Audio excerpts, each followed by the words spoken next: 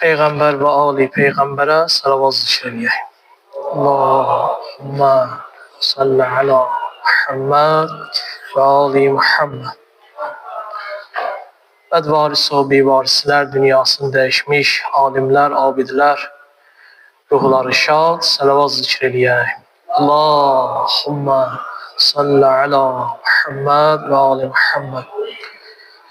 Bismillahirrahmanirrahim. Elhamdülillahi Rabbil alemin. Vel akibetu littaqva vel yakin.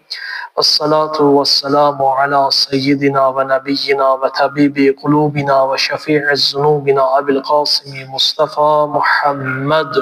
Allahümme salli ala Muhammed ve Ali Muhammed.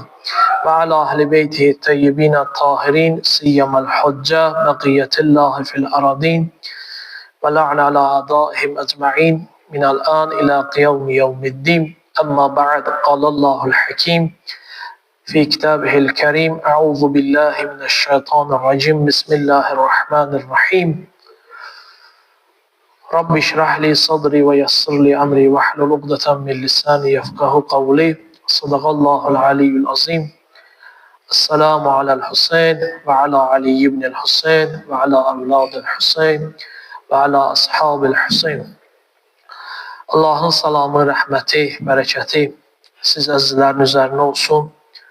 Artıq bugündən Məhərrəm ayının ilk günləri daxil olub və Məhərrəm ayı Həzrəti Peyğəmbərimizin əziz və girami övladı, nəvəsi İmam Hüseyn əleyhissalamın şəhadəti ilə məhşur olan bir aydır ki, bu ayın 10-cu günü Aşura adlanır. İmam Hüseyn əleyhissalam öz əhli əyalı ilə Kərbəla adlı yerə gəlir, özünü şəhid eləyirlər, əhli əyalını isə əsir götürürlər. Bu münasibətlə birinci ağamız, Mövlamız, sərvərimiz İmam Zaman əleyhissalama başsağlığı ərz eləyirik. Sonra da siz möminlərə, əzizlərə başsağlığı veririk. Bu ki, imamın 7-sinə qədər sonra da bir neçə məclislər olacaq, elanların verəcəyi, təbii ki, Ərbəin məclisi də keçiriləcək. Bu 17 gün ki, Aşuraya qədər və Aşuradan sonra olan o bir həftə imamın 7-sinə qədər olan məclislərdə İnşallah ki, bir mövzu açacağıq, Kərbəla hadisəsində olan dərslər. Kərbəlada hansı mövzulara toxunur? Kərbəlada İmam Hüseyn əleyhissalam biz insanlara nəyi çatdırmaq istəyirdi? Kərbəla dərsləri adı altında bir mövzumuz olacaq. Quran-ı Kərimin bir ayəsi var Tövbə surəsində.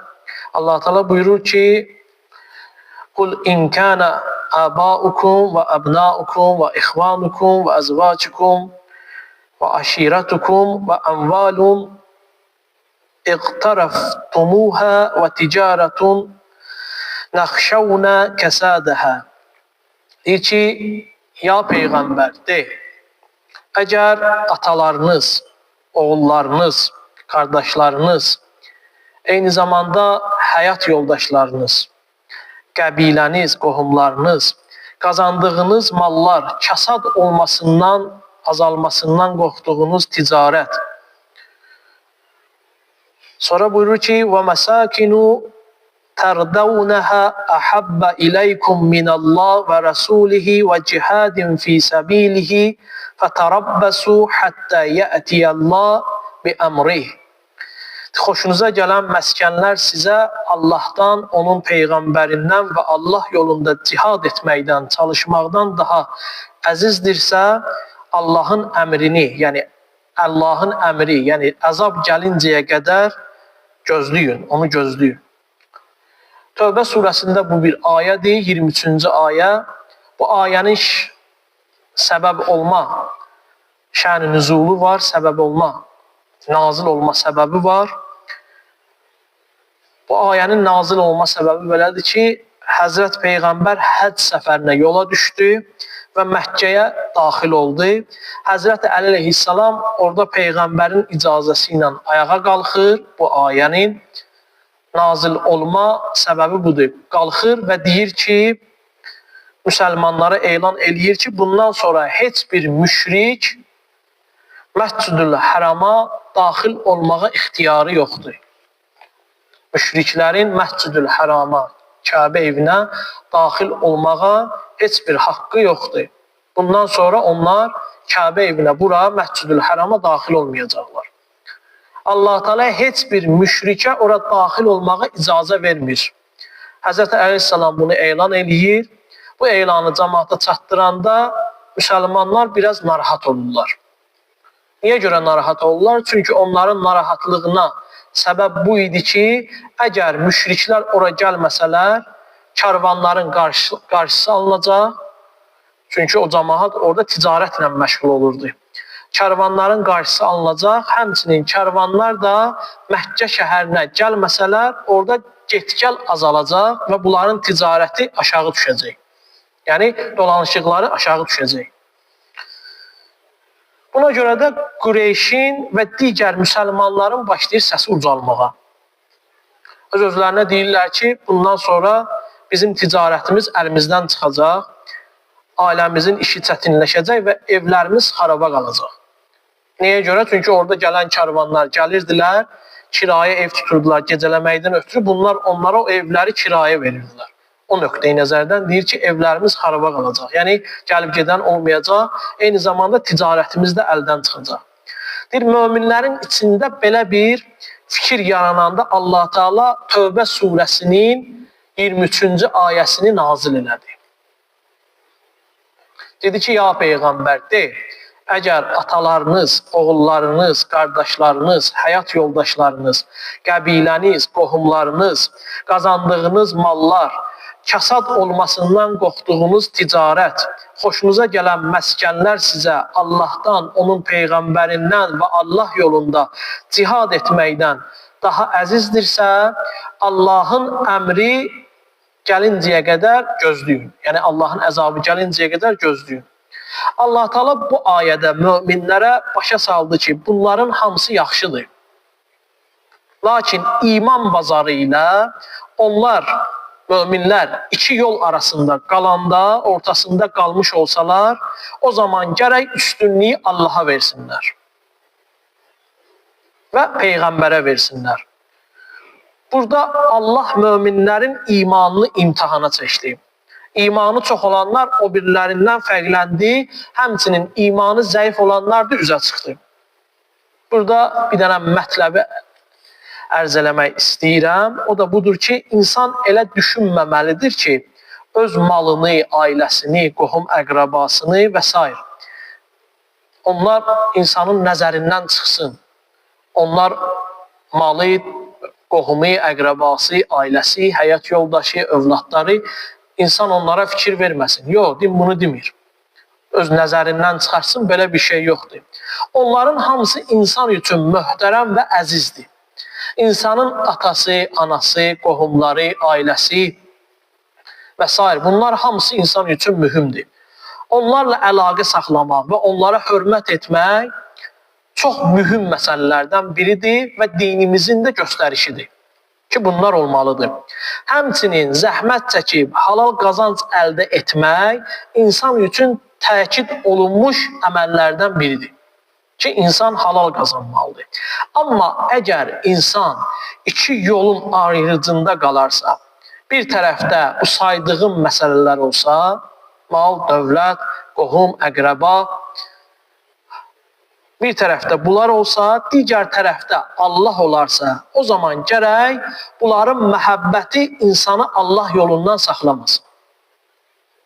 Bunları Allaha görə qurban verməlidir. Bunları Allaha görə fəda etməlidir. Quranda bu barədə bir çox ayələr var.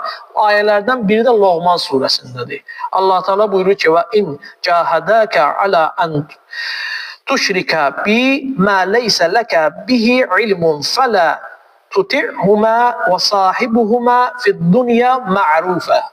Allah Teala buyurur ki, əgər onlar, yəni atan, ana, valideynlər cəhd etsələr ki, mənə şərik qoşasan, Allah deyir. Onlar deyir, cəhd eləsələr ki, səni, desələr ki, Allaha şərik qoş və yaxud da elə bir əməl eləyəcəksən ki, onların göstərişi ilə o həmin əməlin Allaha şərik qoşmaq olacaq. əsla onlara itaət eləmə. Allah Teala ata və anaya itaəti vacib buyurub.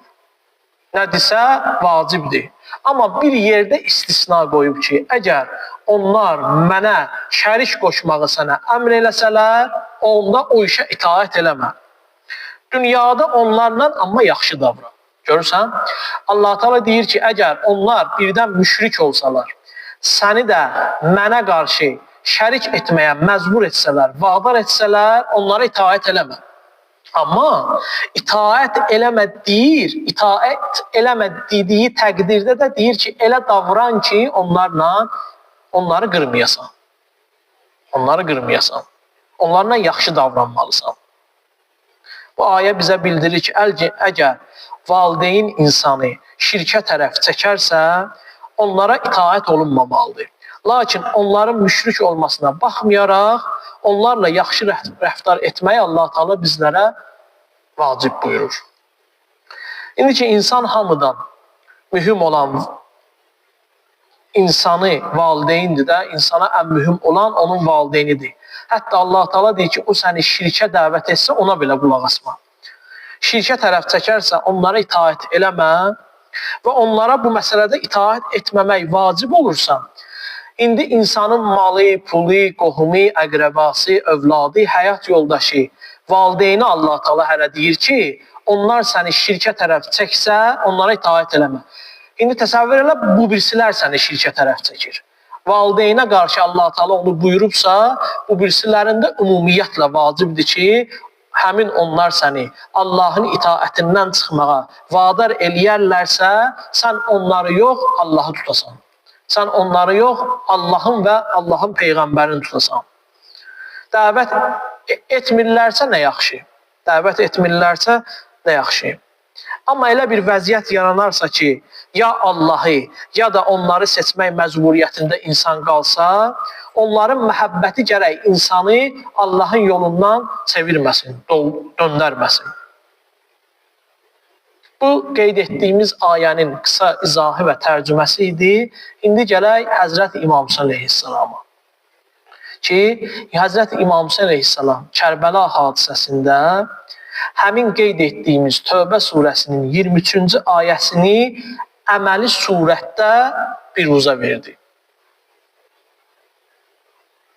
İmam Hüseyn əleyhissalam Tövbə surəsinin 23-cü ayəsini əməli surətdə nümayiş elətdirdi. Kərbəla bir sərgidir və bu sərgini təşkil edən Allah Teala'dır.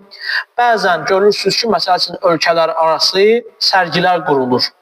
Elə hər bir ölkə də öz məhsulunu gətirir, çıxardır ortaya və yaxud da hər bir ölkə də öz mədəniyyətini nümayiş elətdirir. İnsanlar da gəlirlər, o sərgidə iştirak edirlər, baxırlar o sərgiyə.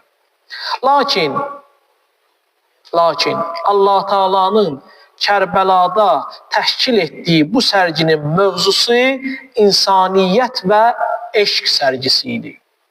Allah Teala da bir sərgi nümayiş elətdirirdi Kərbəlada. Digər sərgilərdə ölkələr, müəyyən insanlar, şirkətlər öz məhsullarını, öz mədəniyyətlərini gəlib sərgidə nümayiş elətdirirdilər. Amma Kərbəla adlı sərgidə Allah Teala insaniyyət və eşq sərgisini nümayiş elətdirir. Allah Teala bu sərgini təşkil etməklə bütün insanları dəvət eləyir ki, hamı gəlib bu sərgiyə baxsın və onun barəsində oxusun, müəyyən qənaətlərə gəlsin və nəticə əldə eləsin. Allah Teala bu sərgidə verdiyi birinci dərs Peyğəmbərinə nazil etdiyi həmin ayəni İmam Hüseyn əleyhissalamın vasitəsilə əməli surətdə bütün insanlara nümayiş elətdirərək öyrətməkdir. İmam Hüseyn əleyhissalam öz əməli ilə bütün insanlara başa saldı ki, lazım gələndə, lazım gəldikdə insan Allah yolunda hər şeyindən keçməlidir. Bu sərginin məqsədi budur. İmam Hüseyn əleyhissalam Tövbə surəsinin 23-cü ayəsini əyani şəkildə nümayiş elətdirdi. Lazım olsa hər şeydən keçmək lazımdır Allah yolunda. O Həzrət Məkkədən Kufiyə doğru gəlir, daha doğrusu yola çıxmaq istəyir. Çünki Küfədən bilirsiniz də İmam Hüseyin əleyhissalama külli miqdarda məktub gəlmişdi. Küfə cəmaatı İmam Hüseynin Küfəyə dəvət eləmişdilər. Onlar istəyirdilər ki, Həzrətin rəhbərliyi altında orada İslam cəmiyyəti təşkil olunsun, İslam cəmiyyəti qursunlar.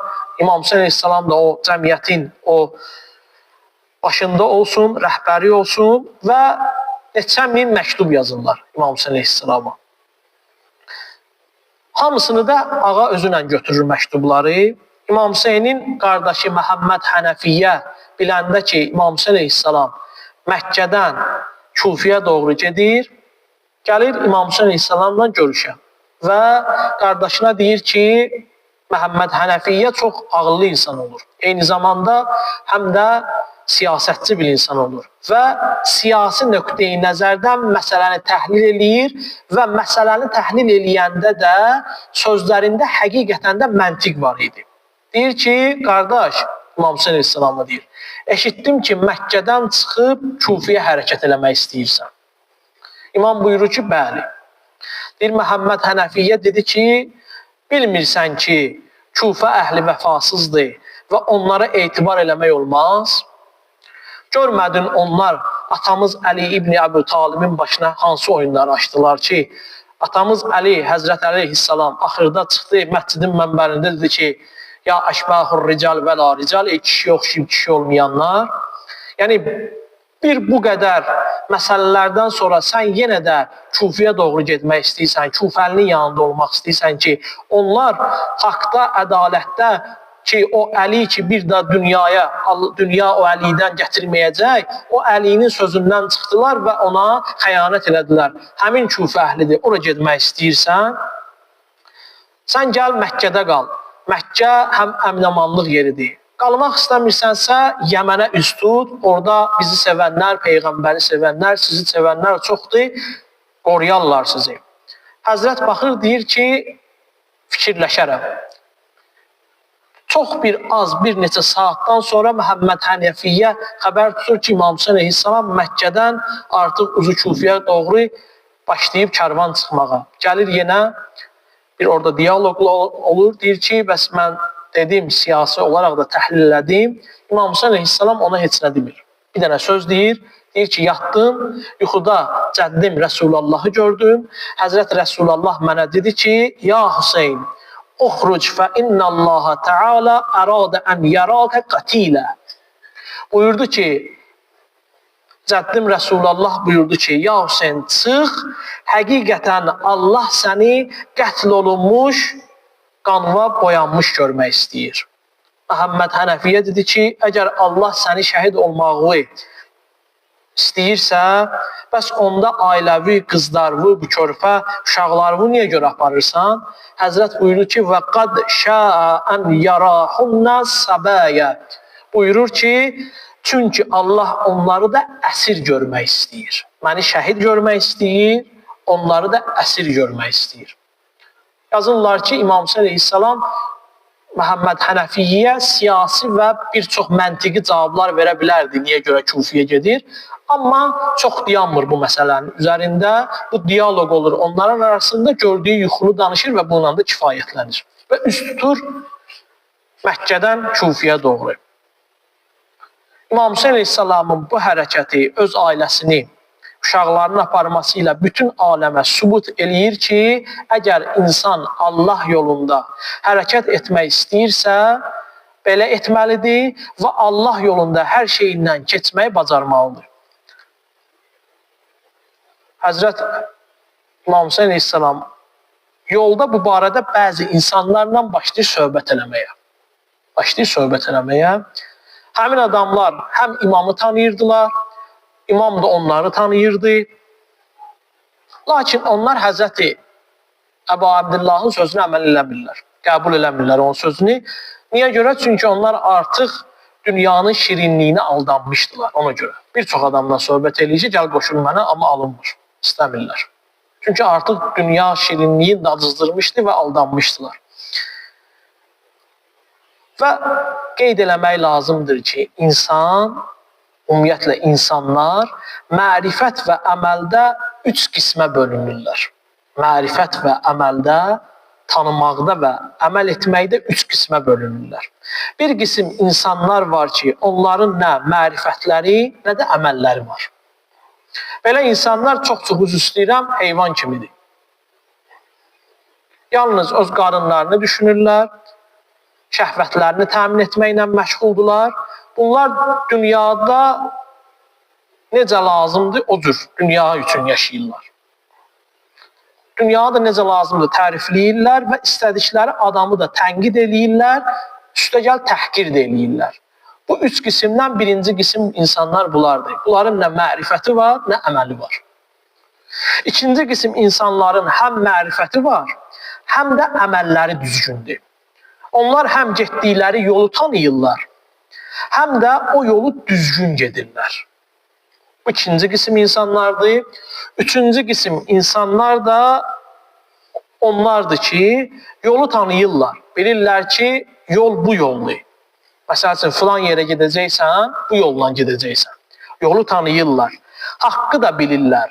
Bilirlər ki, haqq da budur. Gün kimi aydındır onlara. Lakin maniyələr onların gözlərini örtür. Maniyələr imkan vermir ki, həm yolu geçsinlər, həm də o haqqı təsdiq eləsinlər. Onlar həqiqətin harada olduğunu yaxşı bilirlər. Həqiqət yolunu çox yaxşı da tanıyırlar. Lakin bu haqqa, həqiqətə və bu yola girməyin çətinliklərin olduğunu da görüb başlayırlar geri çəkilməyə. Bilirlər ki, bu yol uzun bir yoldur, məşəqqətli bir yoldur, burada müəyyən məsələlər var, insan o məşəqqətlərə dözməlidir, ondan qorxub geri çəkilirlər. Üçüncü qism olan insanlardan bir neçəsinin adını istəyirəm ki, qeyd edeyim. Onlardan biri kim idi? Onlardan biri Ömər İbn Səd idi. Ömər İbn Səd. Yazırlar ki, Ömər İbn Səd uşaq vaxtı İmam Hüseyn əleyhissalamdan bir yerdə böyüyüb o. Hətta bir yerdə də iməkləyiblər, gəziblər. Hətta cəmaət Peyğəmbərdən müəyyən sözlər eşitmişdilər. Deyirdilər, Ömər Səd acıqdan bıyınız çıxardırdı ki, bunlar nə danışırlar? İmam Hüseyn əleyhissalama gəldi. Bunlar deyirlər ki, mən səni öldürəcəm. Həzrət də nə təsdiq eləyirdi, nə inkar eləyirdi. Amma bu da başa düşmürdü ki, bu təsdiq inkar eləmirsə, deməli burada nəsə var. Bir söz demirdi ona.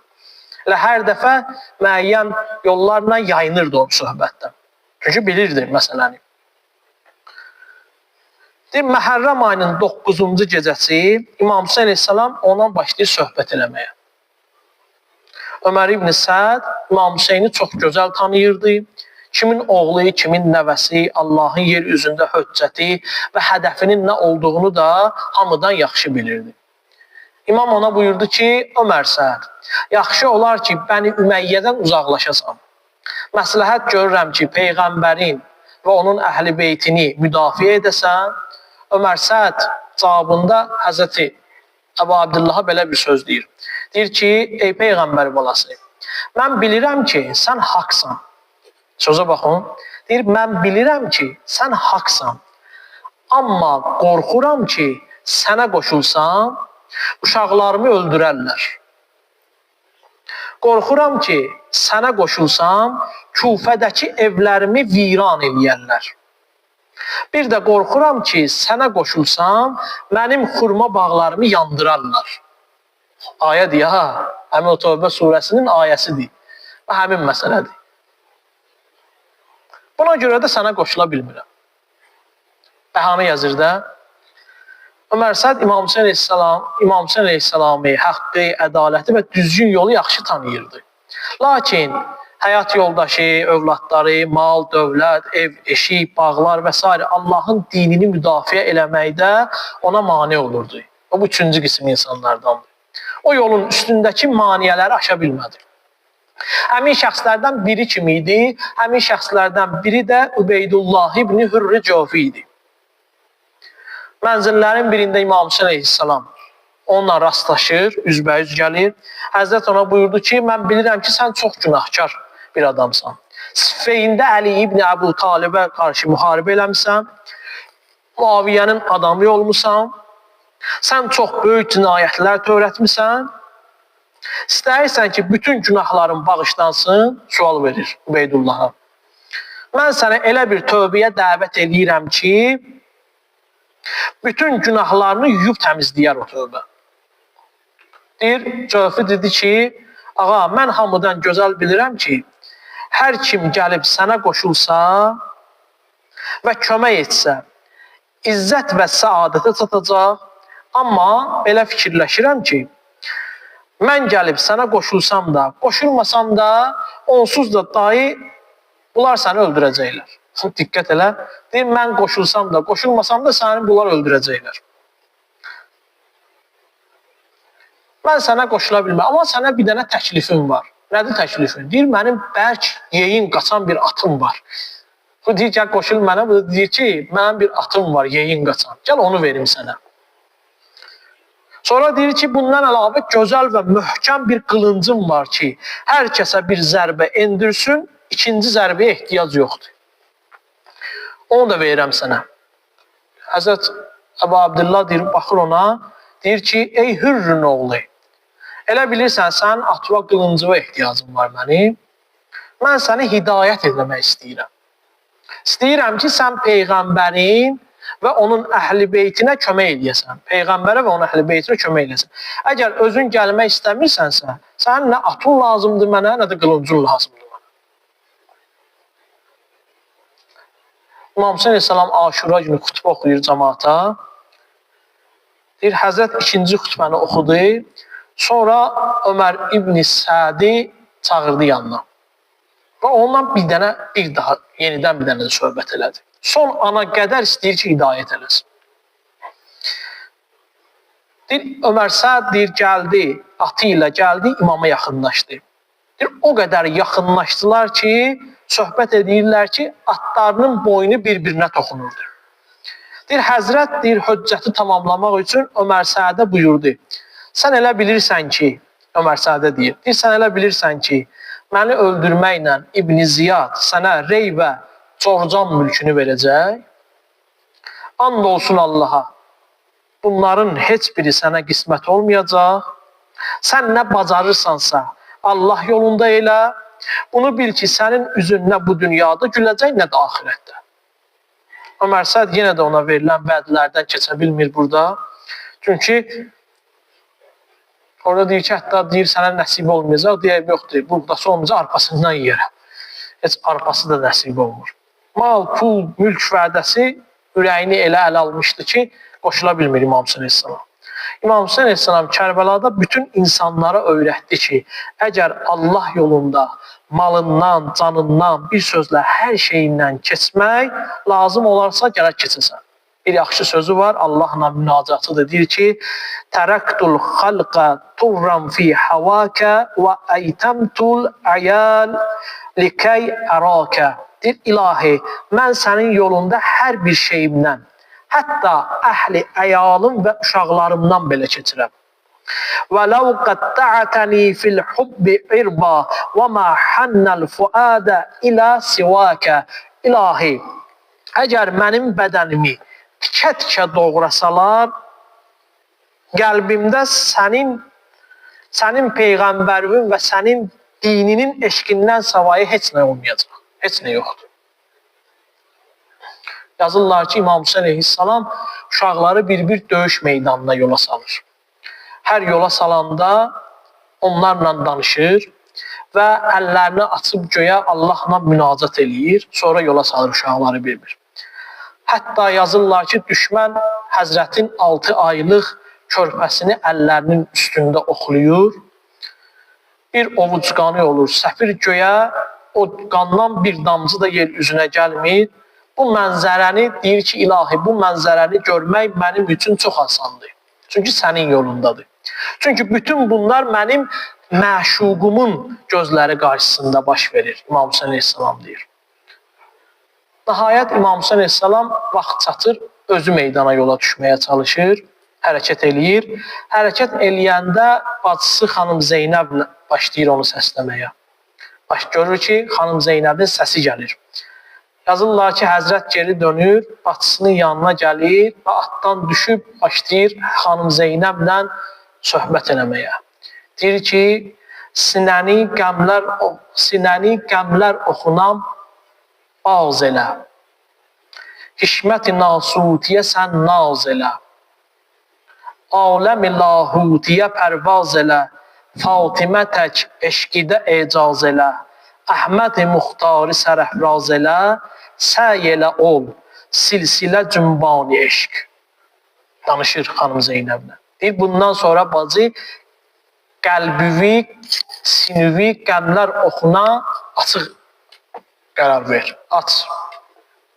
Hişmət-i nasutiyə sən naz elə. Aləm-i lahutiyə pərvaz elə. Fatimə tək eşqidə ecaz elə. Əhməd-i muxtarı sərəfraz elə. Səy elə ol, silsilə cümbani eşq. Ruzi əzəl mətrəh olanda bəla, çatdı bəla ilə bizə Kərbəla. Mən bu biyabanda ollam fəna, ta nəfəsim var sənə var ibtila. Eşq-i giriftarına yoxdur dəva, dərdidir tənha bacı dərman eşq. Tərhanın dərdinə dərman eşqdir. Deyir, eşqimizin var əbədi dövləti. Haqq özü vermiş bizə bu neyməti. Bizdə ki, bu Allaha olan eşq var.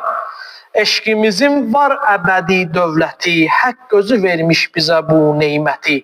Neyniyələm canu sər-i itrəti. Bəsdir mənə dilbərimin vəsləti. Neynirəm deyir başı, canı, itrəti. Dilbərimin, bəsdir mənə dilbərimin vüsləti. Gedib Allaha çatmaq, birləşmək, Allaha qovuşmaq bəsdir mənə. Bəsdir mənə dilbərimin vəsləti, xəncər o şəmşir ilə var ləzzəti. Allaha çatmağın xəncərlə, şəmşirlə var ləzzəti. Yar baxa, doğrana qurbani eşq. Allaha deyir, Allah baxa, doğrana qurbani eşq. Deyir, bunun ləzzəti kimi heç bir yerdə ləzzət yoxdur. Yar baxa, doğrana qurbani eşq. Başlayır xanım Zeynəblə bu cür danışmağa. Yazırlar ki, xanım Zeynəbi orada sakitləşdirir, mövzə eləyir, nəsihət eləyir və xanım Zeynəbi tövsiyə eləyir ki, dağ kimi möhkəm olsun. Qızları ona əmanət eləyir. Deyir ki, can sənin, can Rüqəyyənin, Rüqəyyəmi sənə tapşırıram, bütün əhli əyalımı sənə tapşırıram. Yazırlar ki, ağa şəhid olandan sonra bütün şəraiti lazımınca qrup təşkil elədi xanım Zeynəb və hər yerdə bu hadisəni olduğu kimi başladı cəmaata çatdırmağa. İmam Hüseyin əleyhissalama qədər xanım Zeynəbin rolu bir Kərbəlada tam başqaydı. İmam Hüseyin əleyhissalamdan sonra Kərbəla qəhrəmanı çönür olur xanım Zeynəb. Və başlayır xanım Zeynəb Həzrət İmam Hüseyin əleyhissalamın haqqını insanlara, bəşəriyyətə, cəmaata çatdırmağa. Allah'ın verə izzət və cəlalı xatirinə. Allah Teala bizləri daim bu qapıda sabit qədəm eləsin. Allah Teala İmam Hüseyin əleyhissalamın bu dünyada ziyarətini, üqbada şəfaətini bizlərə nəsib eləsin. Allah Teala bu saxladığımız bu əzanı bizlərdən qəbul eləsin. Esselamu aleyküm və rəhmətullahi və bərəkatuhu. Salavat zikr eləyək.